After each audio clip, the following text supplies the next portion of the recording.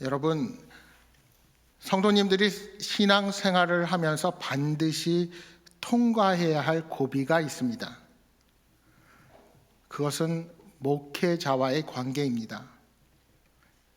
여기에는 목사뿐만 아니라 교회 일을 전문적으로 감당하는 사역자들, 즉 목사님과 전도사님을 포함한 교역자 전체가 해당됩니다. 보통 부교역자라는 말을 쓰기도 하시는데 저는 이 말은 잘못된 말이라고 생각합니다. 아마도 담임 목사와 구분하기 위해서 쓰이는 것 같은데, 교역자라는 말 안에는 이미 담임 목사를 비롯한 모든 부목사님, 전도사님이 포함됩니다.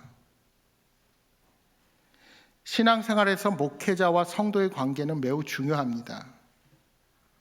목회자는 하나님과 성도의 중간에 서 있기 때문입니다. 이 말은 목회자가 성도들보다 낫다거나 높다는 의미가 결코 아닙니다. 똑같은 하나님이 창조하신 사람입니다. 다만 하나님께서 당신의 뜻을 성도들에게 전하기 위해서 그 은혜와 말씀의 통로로 교역자를 세우시는 것입니다. 여러분, 통로가 무엇입니까? 제가 좋아하는 말 중에 하나가 복의 통로입니다. 여기서 통로는 바로 우리가 하나님께 받은 복을 세상의 사람들에게 전달하는 중간 역할을 의미한다 할 수 있습니다. 그렇다고 구약시대의 제사장의 역할은 아닙니다. 우리는 이미 예수 그리스도의 십자가의 보혈로 죄의 문제를 해결하고 하나님 앞으로 직접 나아가 예배하고 교제할 수 있는 존재가 되었습니다. 그래서 이미 우리들은 제사장과 같은 존재들입니다.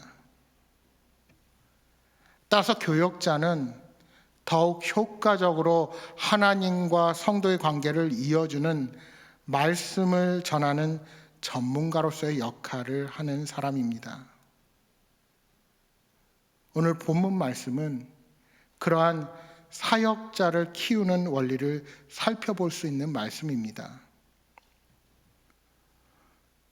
고린도 교회는 바울이 복음을 전하고 떠나고 난 뒤 분쟁의 문제로 인하여 여러 산적한 문제를 가지고 있었습니다. 그래서 바울 사도는 그 문제를 해결하기 위해서 고린도 교회로 편지를 쓰게 된 것입니다. 오늘 우리가 읽은 말씀은 그러한 바울의 편지를 마감하면서 사역자 디모데와 아볼로에 관해서 언급하는 부분입니다. 고린도 교회 성도들은 아마도 바울이나 아볼로를 원했던 것 같습니다. 그런데 바울은 지금 하고 있는 에베소의 사역을 놔두고서 당장 고린도 교회를 방문하기 어려운 형편이었습니다. 아볼로 또한 어떠한 이유인지 정확히 알 수 없지만 고린도 교회로 갈 수가 없었습니다. 그래서 바울은 대신에 디모데를 보냅니다. 사실 디모데는 아직 나이가 어리고 사역자로서 충분히 검증된 사람이 아니었습니다. 그러나 바울은 디모데의 장래성을 보고 그를 존중하고 잘 대하기를 부탁하며 편지를 씁니다. 여러분, 중국의 고전 정국책에 보시면 여러분이 잘 아는 이야기가 있습니다. 제가 이 이야기를 소개하면서 거기서는 천재, 하늘의 황제라고 쓰는데 하나님이라고 표현하면서 이 이야기를 해보겠습니다. 깊은 숲속에서 호랑이와 여우가 만났습니다. 여우를 잡아 먹으려고 호랑이가 달려들자 여우가 큰 소리로 외쳤습니다. 호랑이야, 너는 나를 잡아 먹을 수 없다. 하나님이 나를 모든 짐승의 우두머리로 세웠기 때문이다. 나를 잡아먹는다면 너는 하나님의 뜻을 어기는 것이다. 내 말이 믿겨지지 않는다면 내가 앞장설 테니 나를 따라와 봐라. 호랑이가 정말 그런가 하여 여우의 뒤를 따라갑니다. 그런데 정말 모든 짐승들이 여우를 보고는 다 도망을 치는 것입니다. 그래서 호랑이는 여우의 말을 믿고 여우를 살려주었다는 이야기입니다. 여기서 나온 고사성어가 여러분이 잘 아시는 호가호의, 여우호, 빌릴까, 호랑이호, 위세위, 여우가 호랑이의 위세를 빌렸다는 것입니다. 그러니까 이것은 별것도 아닌 사람이 다른 힘을 등에 업고 의수되는 것을 빗대서 하는 말이 호가호위입니다. 그런데 이 일은 옛날 산중에만 있는 이야기가 아닙니다. 오늘도 우리들의 삶에 비일비재하게 나타나고 있습니다. 그런데 왜 제가 갑자기 호가호위를 이야기할까요? 오늘 우리가 가진 리더십이 바로 호가호위처럼 내 능력과 내 지혜가 아닌 하나님께서 세우신 것이기 때문입니다. 우리 그리스도인들의 리더십은 내 자신을 내세우는 것이 아니라 하나님의 능력을 의지하고 그 힘으로 우리에게 맡겨진 일들을 감당하는 것입니다. 그래서 오늘 성도들이 교역자를 향해 가져야 할 태도가 있고 교역자들이 성도를 향해 가져야 할 태도가 있습니다. 성도의 자세는 무엇일까요? 하나님께서 저분을 사용하신다. 목사님을 통해 하나님이 지금 나에게 말씀하신다. 이런 고백과 믿음이 필요합니다. 이것이 바로 고린도전서가 말하는 은사입니다. 하나님께서 필요해서 오늘 우리의 공동체를 세워주신 것입니다. 그러니까 그 은사는 한 개인에게 주시지만 결코 한 개인 것이 아니라 상호적인 것입니다. 무슨 말이냐 하면 오늘 제가 이 행복한 공동체의 목사로 세워지게 된 것은 하나님의 명령이지만 또한 여러분을 위해 가장 적합하여 하나님께서 이곳에 세우신 것입니다. 성도들은 하나님이 저분을 우리의 공동체를 위해서 주의 종으로 세우셨다고 믿는 것이고 주의 종은 하나님이 이곳에 나를 세워주셔서 성도를 섬기게 하셨다 하고 믿는 것입니다. 이런 상호관계가 바르게 성립될 때 하나님의 말씀을 바로 들을 수 있고 우리의 신앙도 건강하게 성장할 수가 있게 되는 것입니다. 그렇다면 교역자는 성도에 대해서 어떤 자세를 가져야 할까요? 나는 성도들보다 더 나을 것이 없다. 그런데 하나님께서 나를 통로로 세우셨다. 어떻게 하면 하나님의 뜻을 더 잘 이해하고 받아서 전달할 수 있을까? 어떻게 하나님과 성도 사이에서 통로의 사명을 잘 감당할 수 있을까? 이것을 고민하며 몸부림쳐야 합니다. 제가 목회를 하면서 가장 보람을 느끼는 것은 우리 성도님들께서 변해가는 것입니다. 여기서 변해간다는 것은 부정적으로 변질돼 간다는 말이 아니라 우리 성도님들의 신앙이 자라는 것을 보게 된다는 것입니다. 그래서 우리가 이것을 삶의 변화라고 말하기도 하지요. 예전에는 도저히 저런 일은 안 하실 분으로 보였었는데 이제 그분의 삶이 감동이 되고 말없이 교회를 섬기며 사랑하는 그 모습에 모두가 놀라게 되는 것입니다. 그런데 반대로 힘든 일도 있습니다. 그것은 목회자 자신의 한계와 무능을 느낄 때입니다. 하나님의 풍성한 은혜가 우리 모든 성도들에게 필요한데 정말 내 자신이 하나님의 복의 통로가 되어서 어려움과 좌절과 낙심 가운데 있는 분들이 새 힘을 얻고 다시 일어서기를 원하는데 그러지 못하는 것 같아 안타깝고 힘들 때가 있습니다. 어떻게 하면 우리 성도들이 말씀을 통하여 힘을 얻고 성령 충만한 삶을 살아갈 수 있을까? 어떻게 우리 교회가 참된 부흥을 이룰 수 있을까 하며 늘 주님 앞에 간구할 뿐입니다. 이것이 목사로서 지는 무거운 영적 짐이라 할 수 있습니다. 여러분, 우리의 신앙이 건강한지 병들었는지를 간단하게 측정하는 방법이 있습니다. 첫째는 하나님께서 세우신 교역자를 통해서 내가 은혜를 받고 있는가, 아니면 그분과 막힌담이 있는가를 살펴보면 됩니다. 둘째로는 그분을 위해, 목회자를 위해 기도하고 있는가, 아니면 그분을 향해 불평하고 있는가를 점검해야 합니다. 간혹 교역자의 관계가 깨졌을 때의 치료 방법은 교역자를 위해서 기도하는 것입니다. 이것은 쉬울 수도 있고 아주 어려울 수도 있습니다. 왜요? 영적인 싸움이기 때문입니다. 사탄이 우리가 하나님의 말씀을 듣지 못하게 하는 가장 간단한 방법은 말씀을 전하는 분에게 실망하게 하는 것입니다. 여러분들의 이야기를 들어보면 참으로 별별 문제로 시험에 들고 관계가 어그러지는 경우들이 있습니다. 사람 사이에 말을 만들어 이간질하고 마음을 힘들게 합니다. 설교하다가 목사님이 자신을 쳐다보지 않는다고 불평하는 분들도 계십니다. 또는 목사님의 설교 예화가 자신을 공격하기 위한 것이라고 생각합니다. 자신 스스로 시나리오를 쓰고 판단하는 것입니다. 사탄은 그렇게 성도의 마음을 힘들게 하여 말씀이 마음 안에 들어가지 못하도록 방해합니다. 그런데 교육자를 위해서 기도하면 어떤 일이 일어날까요? 그 기도를 듣고 하나님께서 역사하셔서 교역자도 변화하겠지만 성도의 마음 속에 있는 마음의 깊은 상처를 치유하여 주시고 목회자의 인간적인 모습이 아닌 선포되는 말씀에 집중하게 되는 것입니다.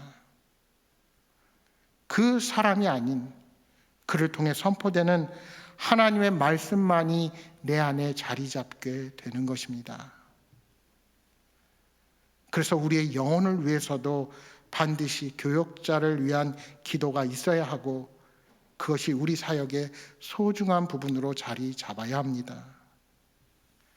사랑하는 성도 여러분, 저와 우리 교역자들을 위해서 날마다 기도해 주시기를 간곡히 부탁드립니다.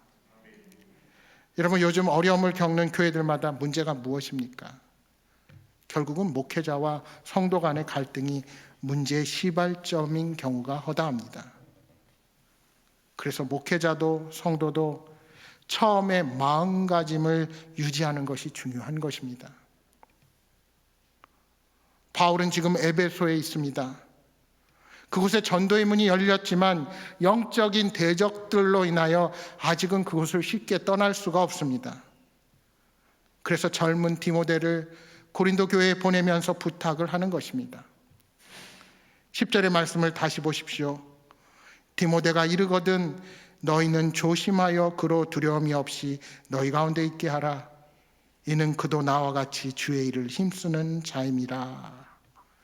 그도 나와 같이 주의 일을 힘쓰는 자임이라. 먼저는 조심하라 말합니다. 디모데를 어린 사람, 미숙한 사람으로 바라보지 말고 그를 보내신 하나님이 그의 뒤에 계시다는 것을 기억하라는 말씀입니다.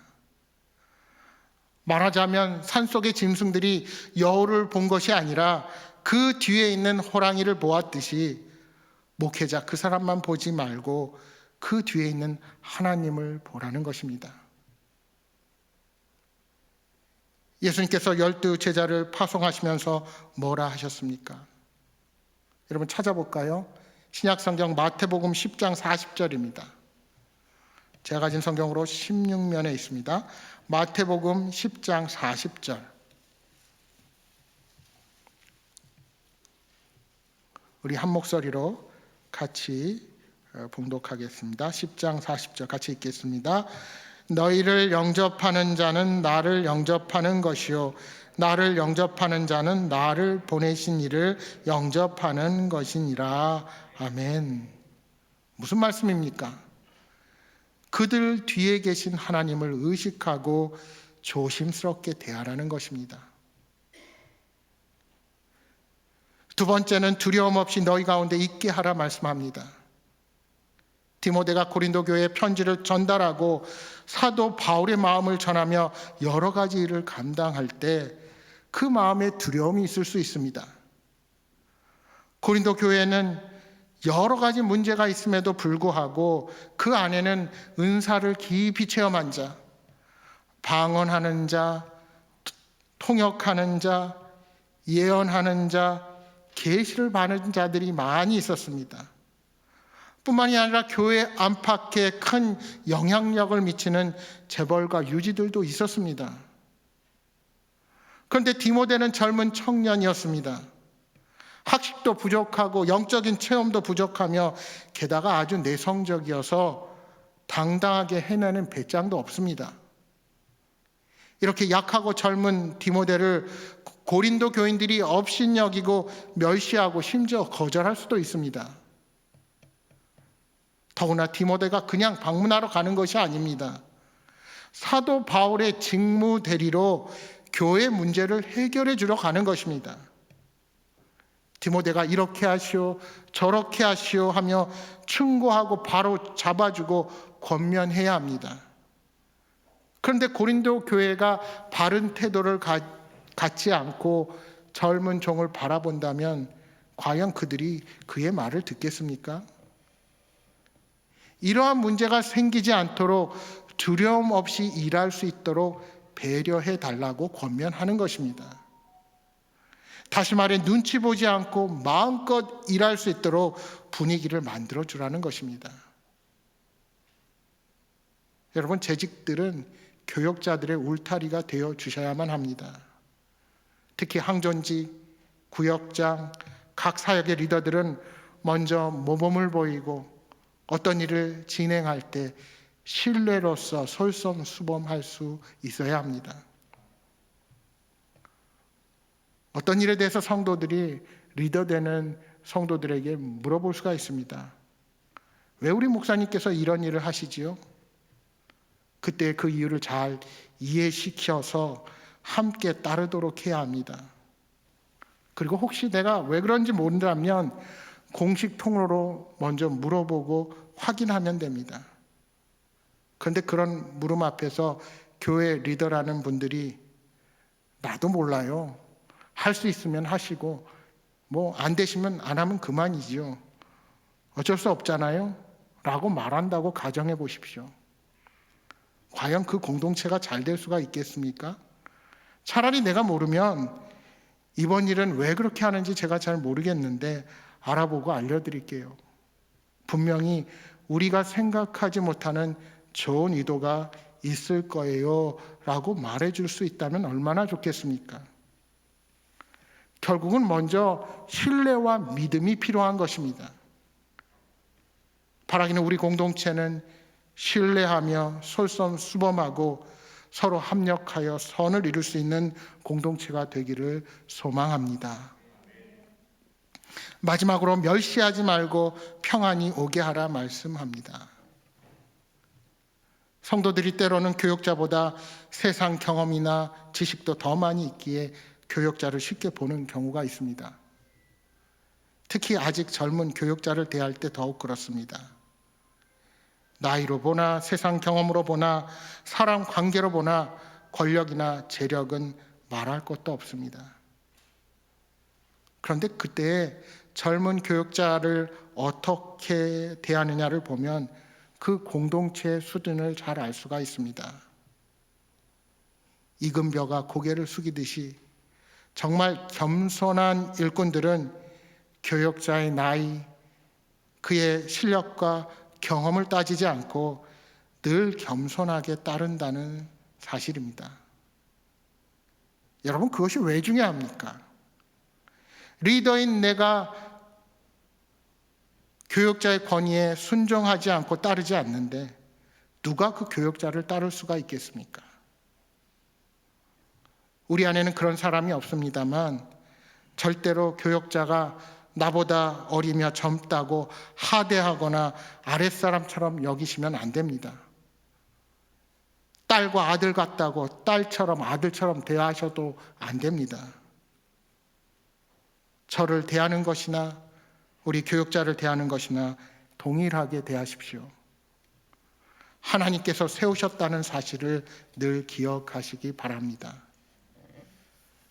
저도 젊었을 때 청년부를 맡고 청소년들을 가르치면서 느꼈던 것 중에 중요한 한 가지는 우리 신앙의 부모님들이 교역자를 어떻게 생각하고 대하느냐는 가정 안에서 다 드러나게 되어 있다는 사실입니다. 집에 앉아서 부부가 교역자들을 존경하는 마음으로 이야기를 나누고 위에서 기도하는 부모의 자녀들이라면 벌써 그 자녀들은 교역자를 대하는 태도가 다릅니다. 부모가 무엇보다 교회를 사랑하고 교역자를 진심으로 존경하며 아이들을 가르치는데 그 아이들이 교역자를 함부로 대하거나 존경하지 않을 수가 없습니다. 그런데 부모가 늘 부정적으로 말하면 자녀들 또한 똑같이 느끼고 대한다는 것을 알게 되는 것입니다.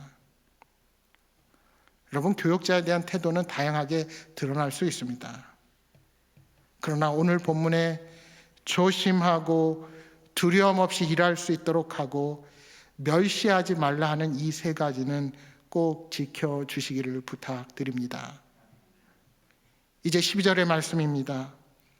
형제 아볼로에 대하여는 그에게 형제들과 함께 너에게 가라고 내가 많이 권하였을 때 지금은 갈 뜻이 전혀 없으나 기회가 있으면 가리라. 여러분, 지금으로 말하면 아볼로는 바울이 고린도 교회를 개척하고 떠난 후에 고린도 교회의 후임 목사와 같은 존재입니다. 그런데 고린도 교회가 파당을 지어 싸우는 과정 속에서 고린도 교회를 떠나게 된 인물입니다. 아볼로는 본디 알렉산드리아의 출신이요 수사학의 대가였습니다. 그러다 보니 언변이 좋고 성경에 능통했습니다. 유대인 랍비들이 예수님의 말씀을 공격할 때 아볼로가 성경을 풀어서 설명하면 그들이 항복하곤 했습니다. 그래서 바울이 고린도 교회를 그에게 맡겼는데 그 후임자인 아볼로에게 혹한 교인들이 많았습니다. 여기서 혹했다는 것은 좋은 힘으로 그에게 빠졌다는 것입니다. 바울은 고린도 교회의 영적인 스승이요 실력과 글은 대단했지만 말이 어눌해서 설교가 아볼로에 비해 약했습니다. 그럼 바울의 설교를 들다가 말의 표현이 풍부한 아볼로의 설교를 들으니 고린도 교인들이 어떠했겠습니까? 많은 사람들이 아볼로의 설교에 은혜를 받고 아볼로가 최고야, 아볼로가 최고야 하다 보니 아볼로파가 생기게 되었습니다. 그러니까 한편에서는 무슨 말을 하는 거야? 아볼로는 영적으로 약하고 은사도 약해. 말만 잘한다고 되나? 말에는 좀 부족하지만 우리 고린도 교회를 개척하고 세운 바울이 최고야 하며 바울파가 생겼습니다. 그러자 어떤 사람들은 그래도 예수님의 수제자인 베드로가 최고지 우리는 베드로파다 하면서 또 베드로를 추종하게 되었습니다. 이도 저도 아닌 사람들은 우리는 그리스도를 섬기는 건데 하면서 그리스도파가 생기고 이렇게 고린도 교회는 네 파로 분열되어 분쟁하기 시작했습니다. 이것이 아볼로에게 아픔이었습니다. 바울이 목회할 때는 바울이 나타나지 않고 오직 예수님만이 그 앞에 나타났습니다. 그런데 아볼로 자신이 목회하다 보니 그의 인기가 올라가서 아볼로파가 생기게 되고 오히려 그가 곤란하게 된 것입니다. 왜 그렇습니까? 참 목회자는 자신을 드러내는 것이 아니라 오직 주님만을 높입니다. 아볼로가 원하지는 않았지만 그가 사역하고 나니 아볼로파가 생겼다는 것이 얼마나 불행한 일인지 모릅니다. 또한 그것은 고린도 교회를 창립한 바울에게도 매우 미안한 일이 되었습니다. 그러니 아볼로가 후회하게 됩니다. 내가 잘못했구나. 이렇게 계속해서 이곳에서 사역을 해야 하는가. 여러분, 그 당시에 이렇게 파벌이 나뉘게 된 것은 베드로와 바울과 그리고 아볼로가 서로 사이가 좋지 않아서 벌어진 일이 결코 아니었습니다. 고린도 성도들이 자신이 선호하는 지도자의 말씀과 뜻을 내세우며 서로 분쟁하게 된 것입니다. 그런데 이제 어느 정도 파벌의 문제가 정리되게 되었으니 다시 돌아가서 고린도에서 목회를 해달라는 바울의 권면에도 불구하고 아볼로는 전혀 갈 뜻이 없다고 밝히는 것입니다. 여러분, 아볼로가 골치 아픈 일, 힘든 일을 싫어해서 돌아가지 않으려고 하는 것입니까? 그것은 결코 아닐 것입니다. 아볼로는 고린도 교회가 더 이상 사람을 따라 움직이는 교회가 아니라 친정 복음 안에서 하나 되기를 원했습니다. 그래서 아볼로는 자신을 따르는 그런 성도들이 아닌 진정으로 예수 그리스도를 따르는 공동체로 거듭나기를 소망했던 것입니다. 이처럼 교회는 자신의 이익이 아닌 공동체 전체의 유익을 생각하며 모든 일을 결정할 수 있어야 합니다. 어떻게 보면 고린도 성도들이 아볼로를 더 따르는 모습 속에서 바울 사도가 시기심을 가지고 아볼로를 대할 수도 있었을 것입니다. 그러나 바울은 아볼로와 깊은 사랑과 신뢰의 관계가 있었기에 그에게 고린도 교회로 다시 가기를 권면했던 것입니다. 이러한 바울과 아볼로의 관계, 그리고 디모데를 파송하는 바울의 모습이 오늘 우리의 공동체 안에서도 있기를 소망합니다.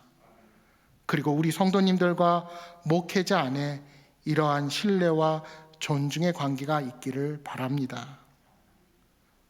혹 우리 안에는 교역자로 인하여 상처받은 일로 신앙생활에 많은 어려움을 겪으신 분들도 계실 것입니다. 목회자의 한 사람으로 참으로 죄송스럽게 생각합니다. 하나님께서 이러한 상처를 씻어 주시기를 기도합니다.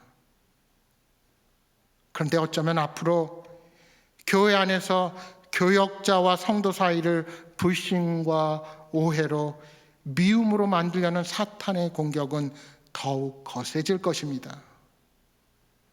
따라서 우리 안에 신뢰와 사랑이 그 어느 때보다 필요한 때입니다. 고린도전서 3장 6절 7절에 바울 사도는 말씀합니다. 나는 심었고 아볼로는 물을 주었으되 오직 하나님께서 자라나게 하셨나니 그런즉 심는 이나 물 주는 이는 아무것도 아니로되 오직 자라게 하시는 이는 하나님뿐이니라. 바울은 고린도 교회 사람들의 심령 속에 복음의 씨앗을 뿌렸습니다. 그런가 하면 아볼로는 믿음 안에서 더욱 강건하게 성장하게끔 돕는 일을 감당했습니다. 바울이 고린도 교회를 세운 인물이라면 아볼로는 그 기초를 더욱 튼튼히 했던 인물이었습니다. 그런데 그것보다 더 중요한 사실이 무엇입니까? 바로 그 믿음의 씨앗을 자라게 하신 것은 하나님이셨다는 사실입니다. 그리고 하나님께서는 그 모든 것이 성도들과의 관계 안에서 서로를 자라나게 하신 것입니다. 바울이나 아볼로나 베드로나 할 것 없이, 또한 복음을 전하는 선교사나 목사나 그 누구나 할 것 없이 하나님의 도구에 불과합니다. 하나님만이 그 씨앗을 통해서 열매가 맺히게 하십니다. 바라기는 우리의 공동체는 교역자를 하나님께서 보내주신 분으로 인정하고 조심스럽게 대하고, 그래서 교역자들이 두려움 없이 주의 일을 힘쓰는 자들이 되기를 소망합니다. 우리 행복한 교회가 서로 합력하여 선을 이루어서 하나님을 기쁘시게 하는 공동체로 서게 되기를 주님의 이름으로 축복합니다. 기도하겠습니다.